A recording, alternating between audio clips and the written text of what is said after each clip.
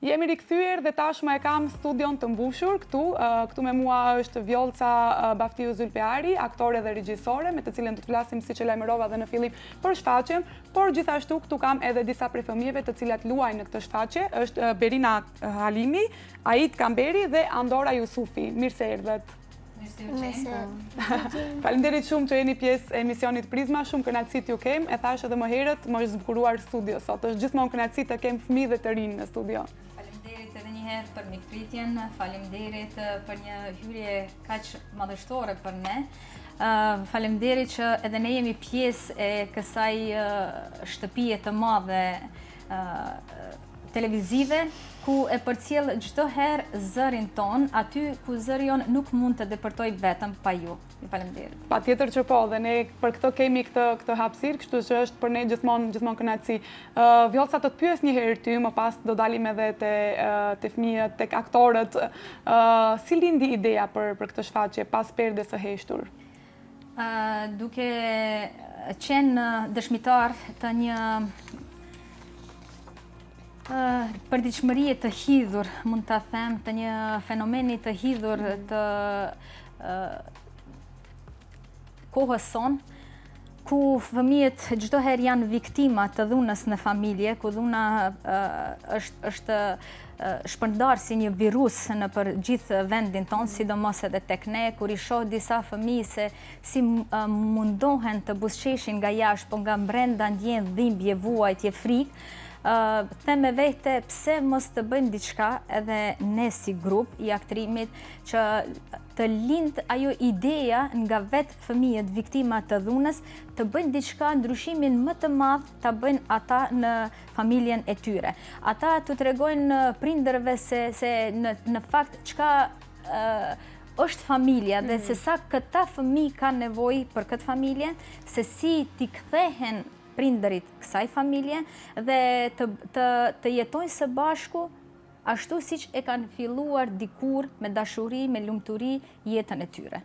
Shumë e bukur në fakt dhe është gjë shumë e bukur kur arti e sjell pikërisht i sjell këto tema të cilat unë shpesh them që duhet të diskutohen, por që nuk e di çfarë ndodh, që diskutohen deri në një pikë dhe më pas ndalojnë aty. Janë tema që këtu te ne, mbase dhuna në familje është di që është shumë e përhapur, por që pak raportohet, pak flitet për këtë dhe me të vërtetë ke zgjedhur një temë që shumë interesante për ta shfaqur përmes artit dhe më e bukura e gjithë kësaj është që është pikërisht aktorët e kësaj shfaqje janë pikërisht edhe fëmijë, ato të cilët shumë më mirë mund ta sjellin një mesazh të tillë. Më thoni pak ju, si u ndjet me shfaqjen, sepse shfaqja mbaroi, e kishit edhe premierën dhe ka pas një publik shumë të madh, duartrokitje të shumta. Si ndjeni tash që e përfunduat atë premierën që pritej kaq shumë kohë?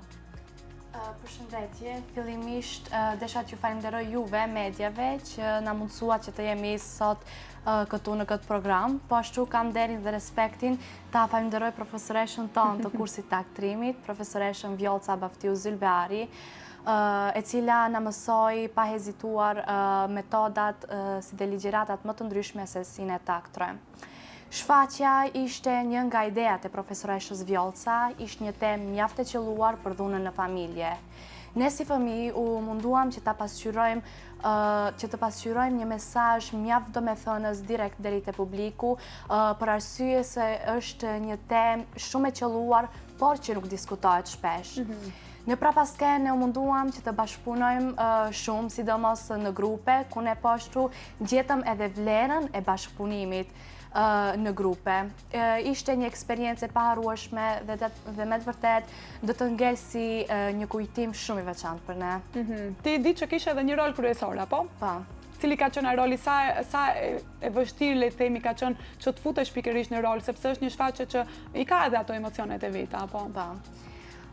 Roli im përfaqëson të një peshë të thellë emocionale, ku ndjeja heshtjen dhe dhimbjen e të gjithë fëmijëve të cilët ishin viktima të dhunës. Një herit unë reflektoja si shpirt i zgjimit i të gjithë fëmijëve që kishin frikë, ndjeshin vetmi, por po ashtu kishin edhe mungesë të mirëkuptimit ndaj prindërve.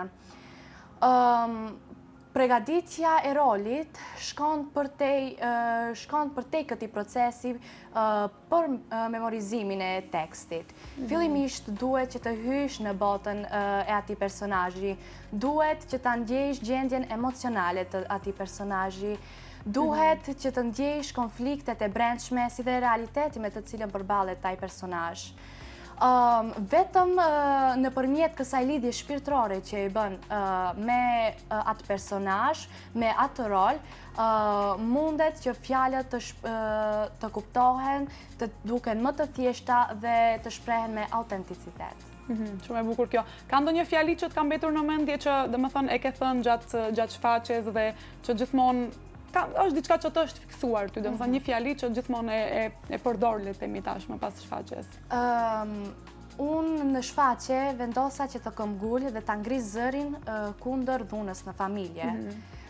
Unë po ashtu kisha një frazë ku këmbgulja dhe thoja se unë nuk do të hesht më dhe se zëri im është më i fuqishëm se sa ndarja e prindërve të mi. Dhe besoj se ky mesazh frymëzoi shumë fëmijë ku ata gjetën përkrahjen në zërin tim dhe folën kundër dhunës. Shpresoj shumë që ky mesazh të ketë depërtuar deri te publiku dhe besoj që ky mesazh e çoi skenën apo shfaqjen të mbizotroj lumturia dhe harmonia. Shumë e bukur kjo. Shumë e bukur. Ait, më thuaj ti, si ndihesh tash pas shfaqjes? Kishit ato duar trokitje? Cili ishte roli yt? Roli im ishte në dhumë në familje. Dhe ti isha ai që ngrite zërin që the boll më, apo? Do ma thuash pak atë pjesën tënde? Do e aktrojmë pak këtu, apo? Po. Ajde, boje. Po. Boll më! Bravo, bravo. Mundet ta thotë dhe në fund e nxjerrën atë boll më, ku të tjerët i bashkangjiten, të gjithë fëmijët e tjerë i bashkangjiten aty. Shumë e bukur kjo, bravo. E aktrove kështu, i solle ato emocionet. Çfarë ishin ato komente të dhanë? Shokët, familja komente pas shfaqjes? Po. Cilat ishin ato komente që t'i dhanë? Çfarë të thanë? Shumë mirë bëre shfaqjen. A ishe i lumtur ti kur të thonë kështu? Kur të lëvdojnë pak, t'japin këto fjalë të bukura? Po. Andora, ti? Unë mendoj se kina bërë shfaqjen shumë bukur dhe sa ma gjatrim, sa ma shumë bukur dhe e bëjmë. Dhe... Cili ishte roli yt, më trego pak? Unë kisha rolin si një kukull, kur i tisha një shoqës time, nuk e di për ty, unë flasë për vetën time. Sa e bukur kjo, edhe shumë kështu. A teksti para sa si ishte? Si. Lule pa ujë? Lule pa ujë, rim bukur e qetë, por vishkëmi nga dalë. Dhe njëherë më duket vetja si një kukull e kurdisur. Flasë vetëm kur më pjesin të qerët. Sa e bukur kjo. Nuk është e dhimbshme kjo. E dhimbshme është vërtet sepse është realitet në fakt. Shumë, se nganjëherë fëmijët ndodhin në një situatë ku e ndjen veten sikur janë vetëm një zbukurim i shtëpisë. Dhe mund të përgjigjen vetëm atëherë kur i pyesin ose mungesa e komunikimit me prindërit që nuk është në atë nivelin e duhur për shkak problematikave që i kanë prindërit, nuk kanë kohë edhe t'i kushtojnë vëmendje fëmijëve të tyre.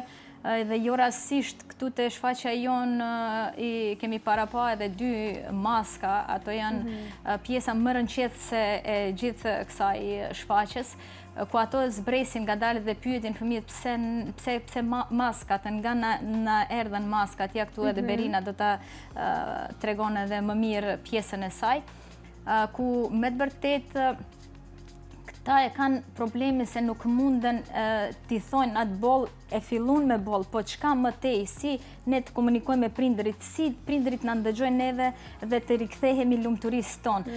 Dhe ajo ishte ajo qëllimi ku këto vendosin t'i flasin maskave, një para pregaditje t'i flasin maskave në vend të prindërve, se si t'jenë këta të pregaditur për më tej. Shumë e bukur në fakt edhe sepse mesazhe të shumta, siç duket në çdo fjali, në çdo fjalë ka mesazhe të shumta, nga ana tjetër atë që e the është shumë e dhimbshme, domethënë ato fjalit aq të bukura janë, por që janë aq shumë të dhimbshme sepse janë realitet. Duke qenë se i përmendëm maskat, më trego pak më tepër për këtë pjesë, cila është ajo, le të themi, ai komunikimi me maskën në ato momente?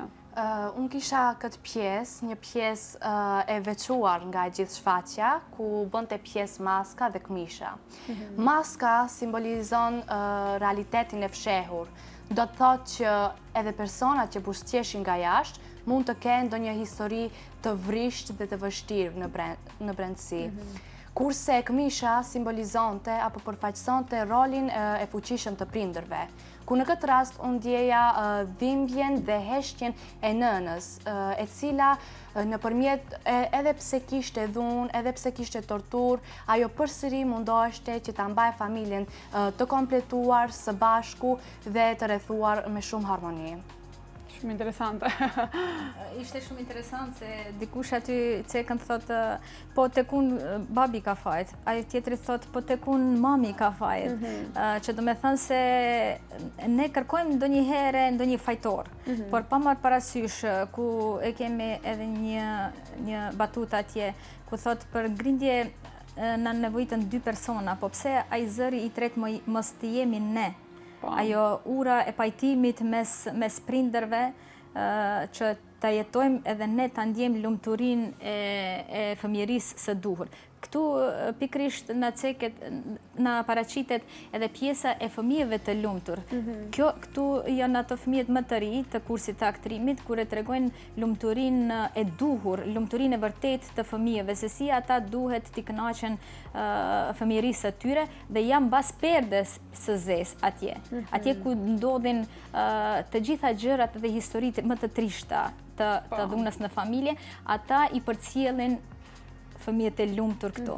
Dhe mundohen, mandej është ajo pjesa, sidomos me duar, ku mundohen nëpërmjet duarve t'i ftojnë fëmijët, t'jenë edhe këto pjesë e shoqërisë së vërtet, që thonë pjesë e fëmijërisë së reale, dhe ai momenti ku ajo energjia negative e personave mbas perdes së zezë kalon tek këta fëmijë. Pra, energjia negative kalon këndej. Kalon këndej, dhe këto tash jonë të mërzitur se diçka u amore lumturin, çka po ndodh këtu. Se normal, ne në shoqërinë tonë, nëse kemi shumë fëmijë, që nuk janë të lumtur? Që nuk janë të lumtur. Normal se atë energjinë negative do ta shpërndajnë edhe tek shokët dhe të tjerët përreth tyre. Dhe pse ne t'i lejojmë këtyre fëmijëve të jetojnë një jetë të tillë? Dhe çka më pas? Besoni se ajo ishte ajo që kur e mendoj edhe në një bisedë me një psikologe, se këto janë të gjithë trauma që i kalojnë këta fëmijë që nesër do t'i kenë pasojat e tyre. Dhe me të vërtetë ne duhet të luftojmë që çdo fëmijë mos të sheh asnjë lloj dhune. Jo në shoqëri, po të paktën në familja aty ku këto rriten. Shumë e vërtet në fakt edhe në familje, por pastaj edhe në shoqëri atë pjesën që duhet të trajtohet dhe të kenë një fëmijëri, ta kalojnë fëmijërinë ashtu si duhet, për të rritur pastaj për të bërë diçka më tepër edhe me jetën e tyre. Besoj që përgatitja e këtij teksti ka marrë shumë, sepse the që edhe me psikologe besoj ke folur për ta trajtuar në mënyrën më të mirë të mundshme. Sa kohë ka që përgatitesh për këtë shfaqje? Është interesant se kur i bëjmë përgatitjet e planit vjetor për vitin e ardhshëm, çdo herë mendoj çfarë teme të kap. Dhe aty ishte interesant se unë vetëm temën kështu titullin si titull e shkrova. Dhe tërkohën kam menduar se çka është ajo më e kapshmja, më e vlefshme që i përshtatet faktikisht këtij titulli. Dhe jo rastisht është kjo perde që mandej mbas kësaj perde të shfaqet komplet kjo histori e trisht e përditshmërisë sonë. Se ajo mandej me kalimin e kohës veç filloi të zhvillohet dhe tekstin si tekstën nuk e kam punuar me njëherë. Gradualisht, duke u dhënë fëmijëve, duke i munduar t'u asqarroj dal nga dal ta kuptojnë çka është dhuna në familje, se si e përjetojnë të tjerët, që në fakt këta fëmijë mbas perdes e kanë përjetuar aty për aty.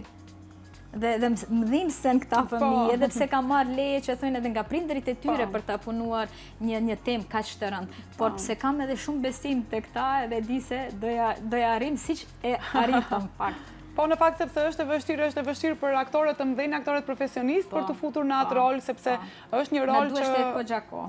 të prek dhe emocionalisht dhe duhet kohë për të futur në rol, por që këto ja kanë dalë mos miri.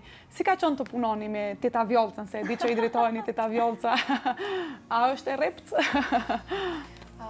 Jo, unë do ta përshkruaja profesoreshën tonë Vjollca si një person shumë i përpikt. Është shumë kreative dhe na jep mundësinë që të shprehim aftësitë tona personale. Po ashtu, në kursin e aktrimit, unë kam përjetuar emocione prej më të ndryshmeve, kam pasur mundësinë që ta sfidoj veten, kam pasur mundësinë që ta rris vetbesimin, por edhe që të përcjell mesazhe vetëdijsuese deri te publiku. Është një ndjenjë shumë e veçantë të dëgjosh ligjëratat si te metodat më të ndryshme të aktrimit nga profesoresha Vjollca. Shumë e mirë kjo. Ka 3 vite, më the Vjollca që 3 vite tashmë merre me aktrim. Besoj që dëshironi që të vazhdoni me këtë si profesion. Ju pëlqen si profesion apo? Po, është profesion i bukur dhe është praktike e cila të ndihmon që të shprehësh aftësitë tua, jo vetëm në skenë, por edhe në jetën reale. Edhe në jetën reale. Ait, ti për ty si është të punosh me Teta Vjollcën? Shumë mirë, më pëlqen si na mëson për shfaqje. Edhe, është diçka kështu të qërton për diçka kështu, kur bën ndonjë, le të themi diçka sepse duhet ndonjëherë edhe të qërtoj, për shkak se mësoheni më mirë ashtu apo? Po. Andora, ti çfarë do na thuash? Unë dua shumë të Vjollcën, është shumë e dashur. Çdo herë kur bën ndonjë shfaqje, për herë shumë shkëlqem se për pasaj, se na mëson. Kaq. Ju, sipas asaj që e shoh edhe si flisni, edhe mënyrën e qëndrimit, ju keni një të ardhme të ndritur, kaq dua të them, keni një të ardhme të ndritur dhe unë me vërtet shpresoj shumë që t'ju shoh dhe nuk kam dyshim në fakt që t'ju shohim sa më lart, t'ju shohim edhe në filma, në teatr, në shfaqje të shumta dhe besoj që Vjollca do të ketë edhe të tjera, apo do të ketë edhe shfaqje të tjera priten. Unë të pyes sepse dolëm hidhet nga tema në temë, po desha të ndalem te titulli në fakt, sepse the që fillimisht e ke shkruar titullin. Si erdhi edhe kjo e titullit, sepse është, le të themi pak intriguese ose të bën të mendosh se çfarë është ky titull, po, çfarë do të thotë? Ajo se thash një herë, ajo më lindi në atë moment kjo ideja dhe tërë kohën unë mendova se çka konkretisht të kapi këtu dhe cilën temë. Dhe ishte një rast ku njëri nga shumë raste të tjera aty në qytetin tonë, një fëmijë ku e pash dhe e dija dhe e njihja se si është një fëmijë që thonë viktime dhunës në familje dhe mu pikërisht, them të drejtën, ajo si them, sikur kishin filluar edhe sytë t'i vyshken aty fëmijët nga brenda nga ajo dhimbja që ndjente ai. Dhe mu pikërisht për këtë rast thash pse ne mos të bëjmë diçka. Mos t'jetë ky zëri i fëmijëve, një zë që do të ndëgjohet gjithandej, të shfaqat të ndërgjegjësimin faktikisht tek të gjithë prindërit, tek të gjithë publiku, sepse ajo ishte qëllimi që ne të bëjmë diçka në dobi të shoqërisë tonë. Dhe ne të jemi ai zëri kyç që të bëjmë një ndryshim shumë të madh. Dhe besoni se fëmijët mund t'i arrijnë këtë punë. E vërtet, mund të bëjë ndryshime. Aty ku ka vullnet, sigurisht që mund të bëjë ndryshime. Sepse gjithçka, edhe ajo që çdo herë kam lidhur me këtë shfaqje se ne mundemi të shohim ty shumë bukur, por ne nuk dim se brenda 4 mureve të shtëpisë tënde çfarë jete ke ti. Shumë e vërtet. Dhe ajo është ajo që ne mbas këtyre 4 mureve që jemi këtu e shohim se edhe bashkë është një pjesë shumë interesante aty ku thot Ermina që edhe ajo e ka rolin kryesor, kur thot se unë kam menduar se jam e vetme. Se ato nuk tregojnë jashtë, nuk kërkojnë ndihmë jashtë, nuk kërkojnë ndonjë mbështetje nga shoku apo shoqja. Dhe aty ata e vërin se sa janë në numër. Dhe njëra nga vajzat që do të vjen pak më vonë, ajo thot, po, mos na numëron, nuk jemi kaq, po ka dhe shumë më shumë për te i perdës atje. Dhe ajo është ajo sekreti i shtëpisë brenda 4 mureve. Çka përban ajo?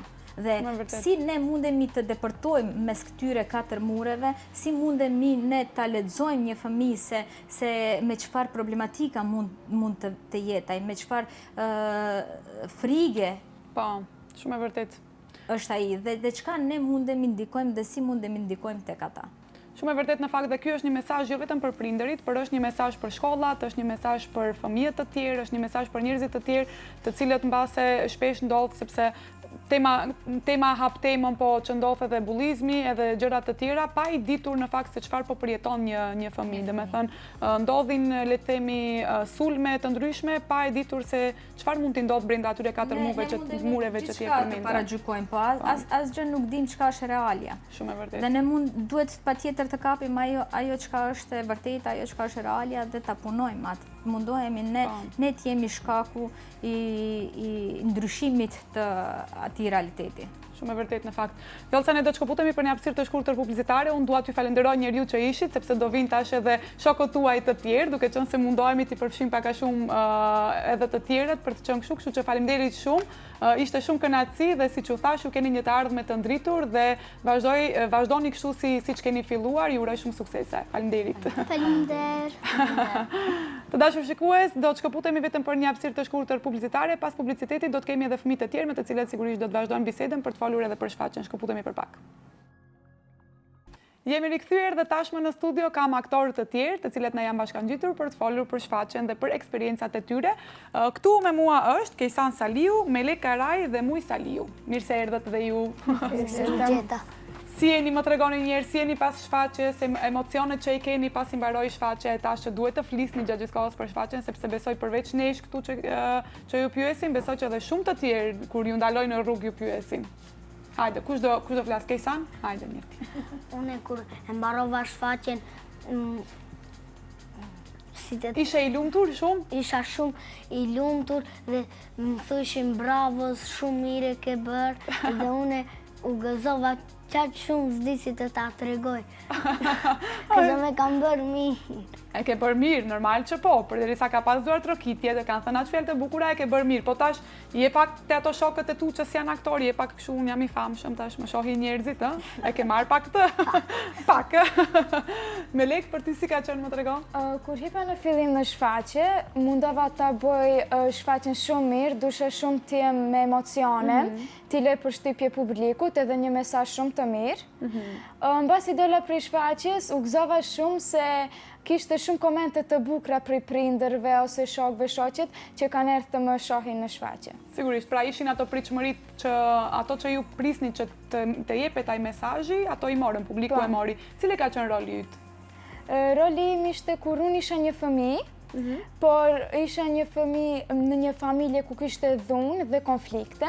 Kur të vjollca ma dha këtë rol, unë fillova të mendoj shumë. Fillova të mendoj se si ndihen fëmijët në situata të tilla, se edhe në këtë kohë ka shumë fëmijë që përjetojnë dhunë apo konflikte në familje. Shumë e vërtet, dhe është një shfaqje që jep një mesazh shumë të fortë edhe për fëmijët. Muj, për ty si ka qenë, si ndihesh tash që ka përfunduar shfaqja dhe ke marrë atë shumë duar trokitja, shumë komente? Unë kur e fillova shfaqjen kisha shumë stres, por më kaloj.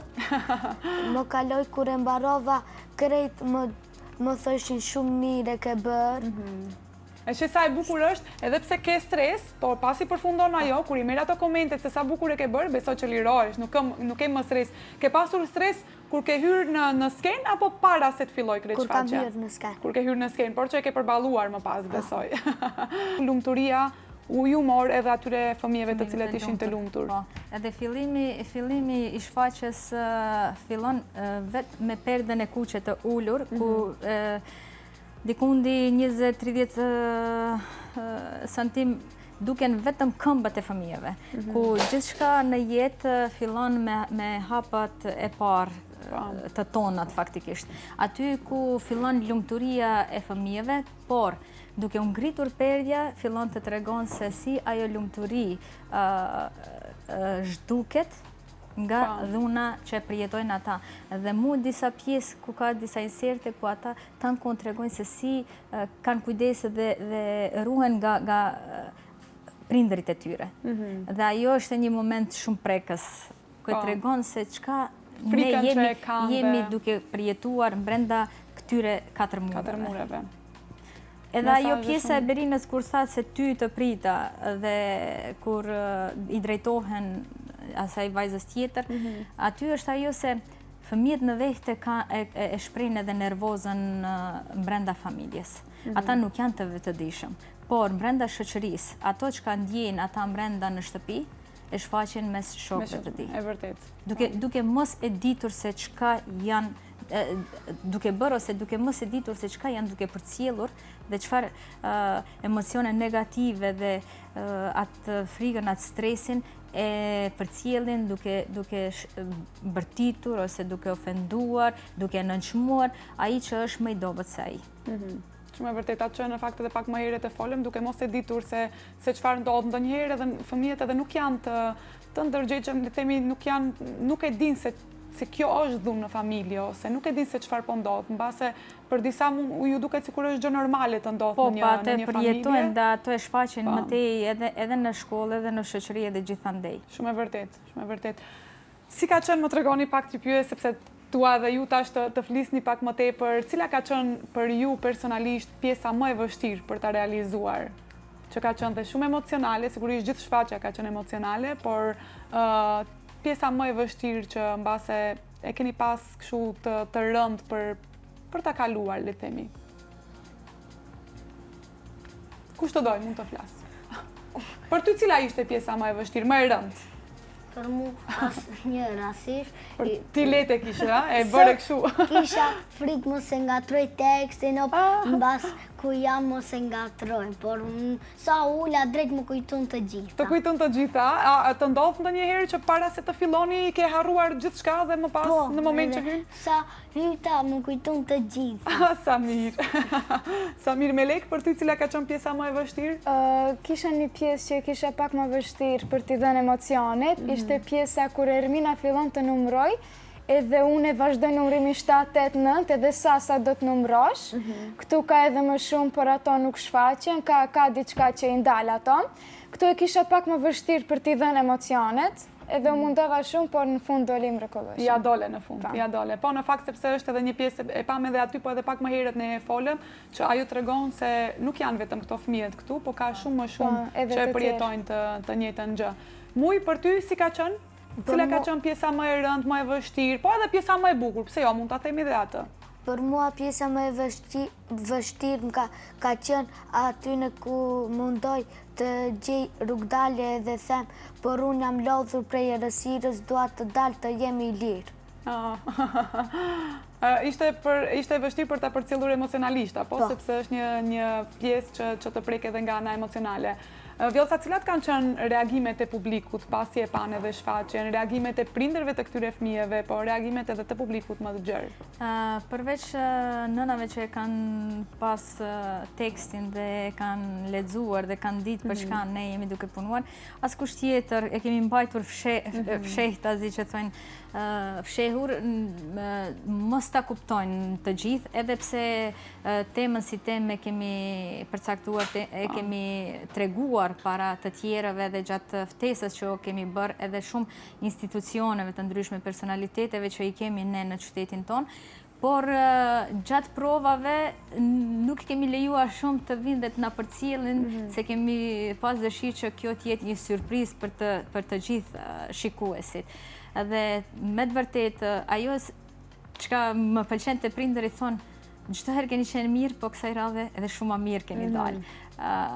Besoni se kemi punuar shumë, jo vetëm unë personalisht, por e gjithë ekipi më kanë ndihmuar shumë edhe fëmijët, i kanë ndihmuar edhe njëri tjetrit, jo vetëm vetvetes, por edhe njëri tjetrit, edhe me të vërtet ja dolëm që të shkëlqejmë jo si nxënës, jo si fëmijë, por si aktor profesionist mundem të them. Ajo që më habiti te publiku, ku e cekën edhe disa në postimet në rrjetet sociale, që nuk i kishte ndodhur askujt që gjatë një shfaqje mbasi të mbaron të qëndrojnë ende ulur në karrige. Aty faktikisht ato ishin sikur të shokuar. Nuk dinin cilën para ta komentojnë. Mjeshtrinë artistike të fëmijëve, tekstin, emocionet, situatën përgjithësi, nuk dinin nga t'ja fillonin dhe qka konkretisht të thënë të parën. Edhe kishte shumë nga ato prindër dhe mysafir që ishin edhe të jetë të emocionuar nga fjalët që se cila nga to e kishte peshën e saj dhe kishte domethënien e saj, ajo vrite dikundi brenda në publik, ndoshta edhe publiku vetë ka gjetë ndonjëri nga ato edhe vetveten brenda kësaj ngjarjeje. Dhe besoni se me të vërtetë ishte ajo herë e parë, publiku qëndron, pret çfarë do të ndodhë, dhe ne përfunduam aty edhe me këngën e Alban Skendera Sa shumë të dua, ajo është një këngë e preferuar e imja, ku t'i tregojmë të tjerëve se me të vërtet fëmijët vlen shumë. Dhe çka do ne që të bëjmë, dhe çka do ne që kemi parë këtu, që ajo mos përsëritet në shtëpitë tona. Shumë mirë. Në fakt, pash që me aq pak sa pam për videove, teksti me të vërtetë është çdo detaj, çdo fjalë e tekstit me të vërtetë është përçon një mesazh dhe është shumë e rëndësishme sepse arti në fund të fundit këto duhet ta bëjë, duhet të përçojë një mesazh. Pra arti ka një mision. Ne me të vërtetë bëjmë një mision kogja të madh, sidomos me fëmijët. Atë ceke pak më herët sa i përket temave të ndryshme të bullizmit, por edhe shumë tema të tjera, se si ndikon teknologjia tek fëmijët, pjesa e errët, pjesa përfituese e teknologjisë, si ndihmon faktikisht e fëmijët. Dhe shumë tema të tjera që dhe jo rastisht jam munduar vetë të ulem t'i shkruaj, sepse kemi pas mungesë të shfaqjeve teatrale për fëmijë, teksteve teatrale në fakt, dhe ajo që më ka nxitur çdo herë të bëj diçka, çdo herë duke e parë, duke analizuar faktikisht përditshmërinë tonë dhe atë se çka neve na prek më së tepërmi në qytetin tonë. Çka ne duhet, me cilën temë ne duhet t'i drejtohemi tash bashkëqytetarëve tanë. Nuk është puna thjesht nganjëherë them edhe sa i përket edhe fëmijëve të mi, kur thonë nganjëherë se kanë arritur diçka ose kanë bërë ose janë të mirë, ande këndej, them po. Nuk i gëzohem unë vetëm si një nënë dhe nuk duhet t'i gëzohemi ne prindërit vetëm fëmijët tonë brenda shtëpisë sonë. Sepse ai fëmijë duhet t'jetë i mbarë dhe i mirë për gjithë shoqërinë. Edhe sa më shumë fëmijë të mbarë të kemi, më ndryshe do të kemi shoqërinë tonë. Shumë e vërtet në fakt. Vjollca, duke qenë se po i afrohemi fundit, unë dua të pyes një fëmijët ju, do vazhdoni me aktrimin apo? Besoj pas gjithë atyre duart trokitjeve, komenteve gjatë gjithë kohës në fakt që po merrni me shfaqjen, besoj që është tashmë një profesion që do doni që të vazhdonit, apo? Po. E po shpresojmë shumë që t'ju shohim sa më lart dhe unë u thash edhe fëmijëve të tjerë që nuk kam dyshim sepse do të ndriçoni shumë, kështu që ju uroj shumë suksese. Vjollca, për fund do të jetë një shfaqje që do të ketë përsëritje sigurisht dhe besoj edhe në vende tjera, pse jo, për ta shfaqur dhe jo vetëm në Gostigar. Para se t'ju informoj, desha vetëm thjesht i falenderoj të gjithë ekipin realizues pranë Qendrës për Kulturë, kolegët e mi, që çdo herë më përkrahin, më ndihmojnë, që me të vërtet shfaqja çdo herë të del në mënyrën e saj më perfekte, se fundja fundit vjollca si vjollcë nuk do mundesh të ekzistojë aty në atë qendër pa të gjithë kolegët, pa të gjithë ata që përkrahin, pa të gjithë këta engjëj që i kam përreth dhe që më japin vullnet për të punuar, motiv për të punuar, të gjithë prindërit dhe e gjithë ajo publik që vazhdimisht me padurim pret se çka vjollca dhe fëmijët do na sjellin në skenë. Po, e kemi diskutuar dhe është me patjetër kjo shfaqje të përcillet edhe në qytete të tjera, që sa më shumë të shpërndahet zëri i këtyre fëmijëve, sepse ndoshta ajo heshtja që është mbas atyre 4 mureve, ajo është një heshtje që me të vërtetë të dhemb, por sido që të jetë, këto janë ata fëmijë që duhet të ngrisin zërin ndaj atyre fëmijëve të tjerë dhe ky zë të përcillet fëmijë mbas fëmijët që sa më shumë ta luftojmë këtë dhunën në familje dhe ta kthejmë lumturinë në mesin e çdo fëmije. Shfaqjen mendojmë ta japim në qytetet të ndryshme të shtetit tonë, duke filluar nga Ohri, Dibra dhe kështu me radhë. Se jo, duhet pse edhe në Shkup, në kryeqytet të sillet një shfaqje e tillë, sepse me të vërtetë ja vlen. Unë ju falenderoj shumë që ishit pjesë e emisionit dhe Vjollca një falenderim kështu publik nga në emër mbase të gjithëve për gjithë punën që e bën, sepse do një punë shumë të madhe për të punuar me fëmijët, për t'i trajnuar, edhe për aktrin, po më pas edhe këto tema të cilat i prek, tema që e thash edhe më herët, nuk dua të përsëriten, por që janë tema që shoqëria shpesh preferon që të hesht apo zgjedh që të hesht, dhe në fakt ti me artin tënd mundohesh që ta sjellësh edhe ta vësh në pak, kështu që një falënderim shumë i madh dhe një të përgëzoj shumë në fakt edhe për punën e madhe në fakt që ti bën, kështu që unë ju uroj shumë suksese edhe ty edhe fëmijëve dhe presim se jo edhe shfaqje të tjera të cilat do të kemi pikërisht edhe këtë mesazh. Faleminderit shumë. Në reprizën tonë patjetër që po, hajde. O prindër, ju lutem, rini me fëmijët e juaj, se ato kanë nevojë për ju, kanë nevojë për dashurinë e juaj. O, sa e bukur, nuk ka gjë më të bukur për ta mbyllur këtë emision kështu. Shumë faleminderit. Edhe ti presim në reprizën tonë të parë. Patjetër që po, me shumë kënaqësi do të vi. Faleminderit shumë. Faleminderit shumë edhe një herë. Faleminderit. Të dashur shikues, këtu do ta mbyllim këtë emision kaq të bukur, një episod shumë i bukur me shumë emocione, për mua është gjithmonë kënaqësi të kem fëmijët dhe të rinj këtu, duke parë se si ato në fakt po bëjnë edhe arritjet e tyre, po bëjnë rrugtimin e tyre, kanë zgjedhur një rrugtim mjaft të bukur. Unë do ta mbyll këtu, dua të falenderoj Aria Fashion, ato të cilët gjithmonë kujdesen për veshjen time, i gjeni në qendrën tregtare Duamall në Sruk, por gjithashtu edhe në rrjetet sociale, Instagram dhe Facebook. Ju uroj një pasditë të këndshme e bashkë mirupafshim.